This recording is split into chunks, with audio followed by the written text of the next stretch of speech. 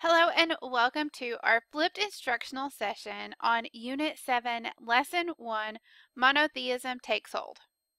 If we take a quick overview of the lesson, you can see that in Lesson 7, we have quite a few things to go over and learn. Because this is the first lesson of the unit, the lesson resources will be on the second slide. So we have a unit introduction, and then we'll dive into the lesson, and that is where we will find our lesson resources, including our student guide. So let's go ahead and dive into this lesson.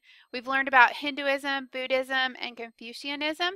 They've played an enormous role in the development of Asian thought and culture. Western civilization, however, came primarily from the Hebrews and the Greeks.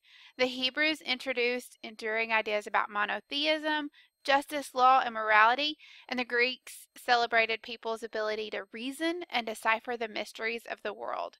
Where did the Hebrews and Greeks get their ideas? So now we're on the second slide of the lesson. We're going to go ahead and click on that lesson resources button and take a look at our objectives. We want to be able to define polytheism, monotheism, Torah, and covenant. Identify the Hebrews as the first people to worship one God and spread that idea.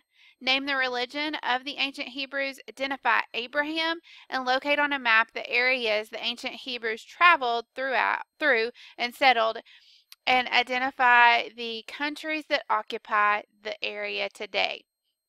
So at the end of the lesson, make sure you're taking notes as you go through. Make sure that you have answered all of these questions. We're going to go ahead and click on that student guide and have that open and ready for when we need that. So worshiping just one God was a very radical idea in 2000 BC. Most ancient people worshipped many gods. We've learned that as we've looked at the ancient civilizations of Egypt, Mesopotamia, the Indus Valley, and even China. So all of these ancient civilizations had many gods, and so it's kind of a radical idea to worship one God. You've learned that in Egypt, Akhenaten's attempt to introduce the concept of one God failed. But when the Hebrews turned to monotheism, their religion, Judaism, offered a way of thinking that changed the course of world history. So in our next step, it tells us to learn more about Judaism and the Hebrews by following the directions in the student guide. So also you're going to need your reading guide, which you can find on this page or in the lesson resources. So I'm going to go ahead and open that up, and then it's going to open up in a Word document. We're going to go ahead and take a look at the student guide. And so it goes, and don't forget your keywords and pronunciations are in there as well.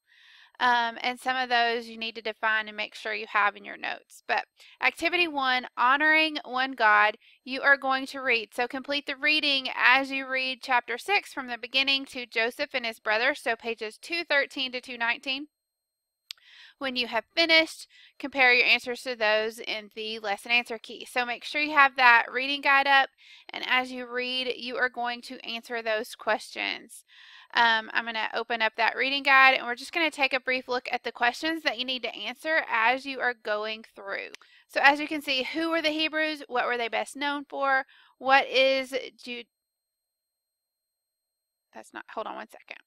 There we go. Now we can scroll. What is Judaism? What is the Torah?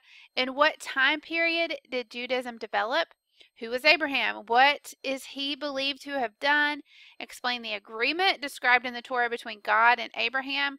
Locate the following areas on a map. The area where the Hebrew civilization originated, the area in which the Hebrews traveled after leaving Mesopotamia, and the area which the Hebrews settled. What countries are now in that area that was Canaan in ancient times? All right, so that's your reading guide that you're going to fill out as you read those pages. And again, that was pages 213 to 219. You're going to write a brief definition for all of these words that we talked about at the beginning at defining. So we're going to jump back into the D2L portion. Many important stories in our culture come from early Jewish history. Think of the story of Noah and the flood, for example, or of Joseph and the coat of many colors. Explore the area of the world where Jewish history began and learn about the important figures in early Jewish history. On the next slide, you're going to see a video that you need to watch. Make sure you watch that video on Jewish history.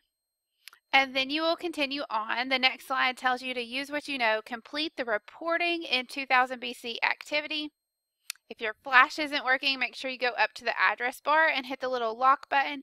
You'll be able to allow flash on the screen so that you can complete this activity. So what you're going to do is just read, and you're going to be a reporter in the time period. You're going to take a look at the picture and you're going to write a headline, and what would the story be if you were looking at this picture? What's going on? So just make some observations and think about what is going on? What are these people thinking and feeling? That will help you write a little bit more about the story and come up with a headline. So you'll look at several pictures and write a couple of stories. So there is 3, 4.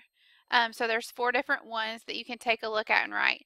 The student guide tells you to complete this as well, and then review the classical world timeline in the resource section. So you can look at that to kind of get an idea of what is going on in those pictures as well as you write those stories. And that classical world timeline that it refers to is on the next screen. And so you can do that, and you can see how you can click different things. And I think my camera is in the way, but there are some other things that you can click on at the bottom and view the classical world timeline. Next up is focus on geography. Review the map in the book on page 214 and then on the Hebrews map. And this is where you're going to illustrate the travels of the Hebrews, add symbols such as sheep or oxen to show the path from Ur to Palestine.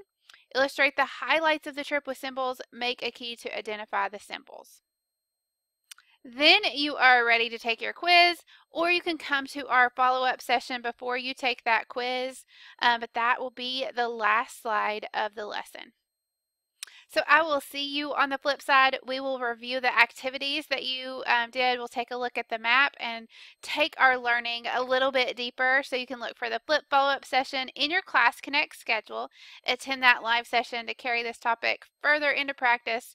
You can also attend Help Labs if you ever have questions or need extra support. Have fun, and I'll see you soon.